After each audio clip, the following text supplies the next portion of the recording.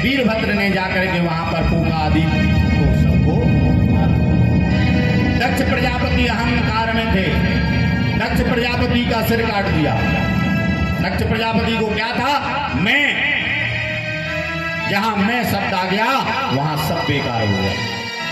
मानो किसी ने कोई यज्ञ कराया और यज्ञ कराने के बाद गए, महाराज ये 150 मंजिल की यज्ञशाला मैंने बनवाई थी, इसमें 11,000 कुंड मैंने बनवाए, 1 लाख कन्याओं का मैंने भोजन करवाया, मैंने, जहां मैं शब्द आ गया समझ लो आपका यज्ञ करना, कथा करना, धर्म करना सब बेकार है। अभिमान मत करना कि मैना ने मैना कही मोल भयो 10 बीस, और बकरे ने मैं कही सो तुरत कटायो शीश। दक्ष प्रजापति के सिर को काट दिया। बाद में बोले किसका सिर लगाएं, तो बकरे का सिर लगाया। बकरा क्या करता है, मैं करता है कि नहीं।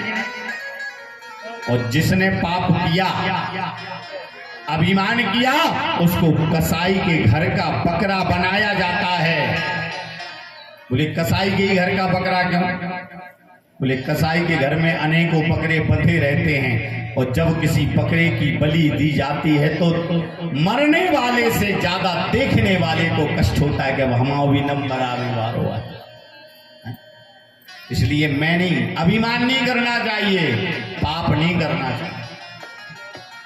यहां यज्ञ को संपन्न किया।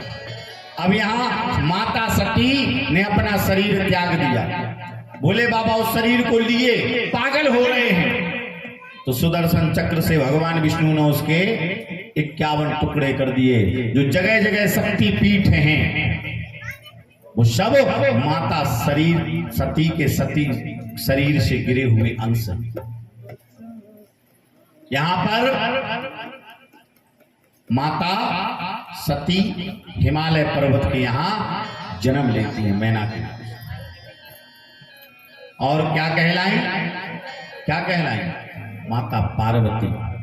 वही पार्वती जी आज पूछ रही हैं कि आपने कौन सा अमृत पिया है। तो बोले आज हम आपको अमर कथा सुनाते हैं। अमर कथा सुनाने के लिए कहां ले गए, अमरनाथ की गुफा में।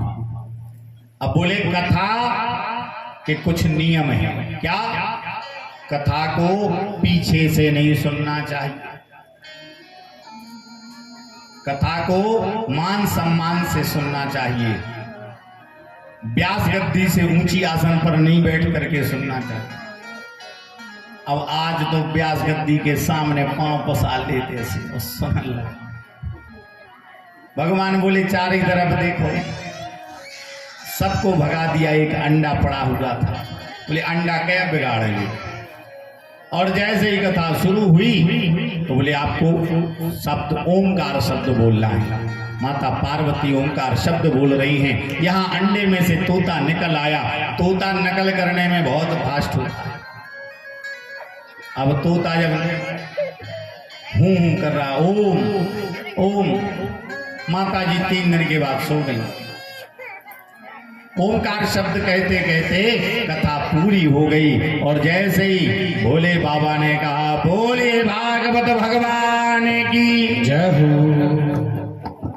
सो माता जी की नींद खुली। बोले हाँ तो फिर क्या भाव, बोले क्या भाव, बोले भगवान को जन्म भाव क्या नहीं, बोले नहीं। कथा कौन सुन रहा था, बोले प्रभु हम नहीं सुन पाए, सो गए। बोले ओंकार कौन कह रहा था, पीछे देखा तोता, त्रिशूल लिया मारने को लिए पीछे भागे। तोता भाग रहा है। तोता जाकर के कहा बद्रीनाथ धाम में माना गांव के पास सम्याप्रास आश्रम है व्यास जी महाराज के धर्म पत्नी बिटका। वहां पर रजो धर्म से मुक्त होकर के बालों को धुल करके झटका नहीं दी इसने में जमाई आई। वह तोता उनके मुखारविंद में प्रवेश कर गया। जैसे ही प्रवेश किया, अब यहां लोगों के मन में एक भाव आता है कि भाई तोता मुख में कैसे चला गया, और मुख में गया तो बड़े बड़े भोजन कुछ भी खाते जाते हैं वो सब नष्ट हो जाता है, तो तोता नष्ट नहीं हो जाता। तो देखो ये हम लोगों की सोच है, लेकिन वो भगवान की लीला थी, उसमें अपन तर्क वितर्क नहीं कर सकते।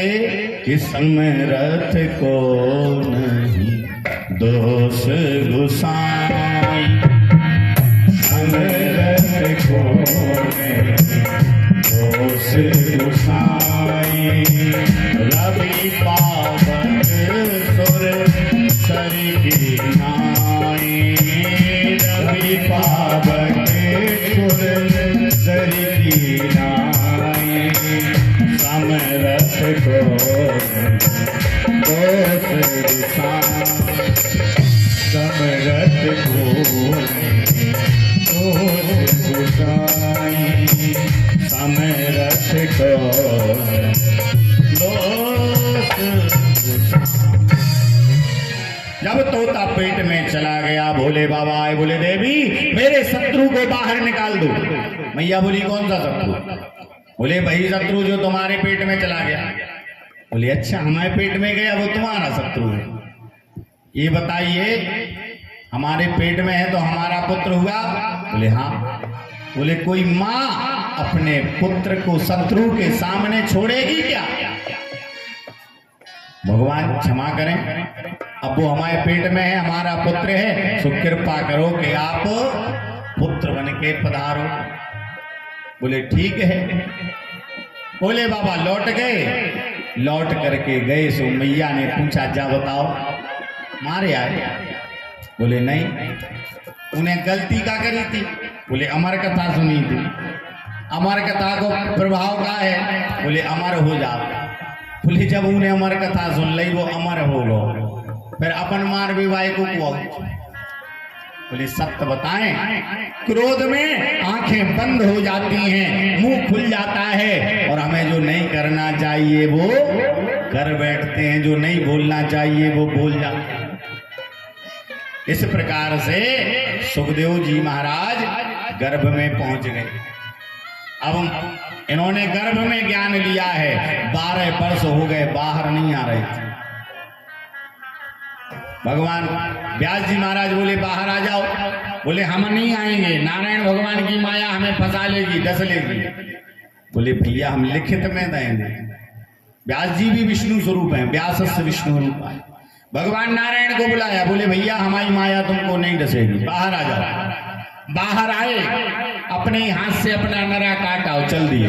पीछे पीछे व्यास जी महाराज, आगे आगे सुखदेव जी महाराज। यम प्रभजंत मनुपेत मपेत कृत्यम वै पायनो विरह कातरया जुहाव के पुत्रे तन्मय तया कर भो भिने दो तम सर्वभूत हृदय मुनिमान तोष। हे पुत्र रुक जाओ, पुत्र रुक जाओ। पुत्र रुकने वाले नहीं। प्रकृति से पूछा, मेरे पुत्र को देखा, पुत्र नहीं मिले। आगे चले जा रहे हैं, एक सरोवर में कुछ माताएं स्नान कर रही हैं। सुखदेव जी गए, किसी ने मर्यादा नहीं की, व्यास जी निकले, सो मर्यादा कर ली। जैसे ही मर्यादा की, बोले हम बूढ़े हैं, हमें मर्यादा पुत्र को नहीं, जवान पुत्र को। बोले आपका पुत्र कुछ नहीं जानता, उसमें स्त्री पुरुष का भेद नहीं जानता, वो ब्रह्म है, लेकिन हम आप सब कुछ जानते हैं। व्यास जी महाराज लौट आए। अब बोले देखो, जब भागवत जी की कृपा से पुत्र हुआ है तो भागवत जी की कृपा से पुत्र वापस भी आएगा। कुछ विद्यार्थियों को रख लिया, विद्यार्थियों को रखने के बाद उनको अध्ययन कराने लगी। वो लकड़ी काटने जावे तो गुनगुना रहे हैं, बरहा पीडम नटवर बपो कर्णयो कर्णिकारम बेप्रदभाषा कनक कपिसम बैजयंती चमाना। भगवान कितने सुंदर हैं, सुंदर मोर मुकुट, कमर में कांचनी बैजंती माला पहने। निराकार का तप कर रहे थे सुखदेव जी महाराज। जब उस भगवान की सुंदरता सुनी तो बोले और सुनाओ। बोले और सुनना है तो गुरु जी के पास जाओ। गुरु जी से शब्द गए, गुरु जी ने बहुत अच्छा श्लोक पढ़ाया। क्या? अहोपकीयम स्तन कालकूटम जिघासया पाए यदा प्रसाद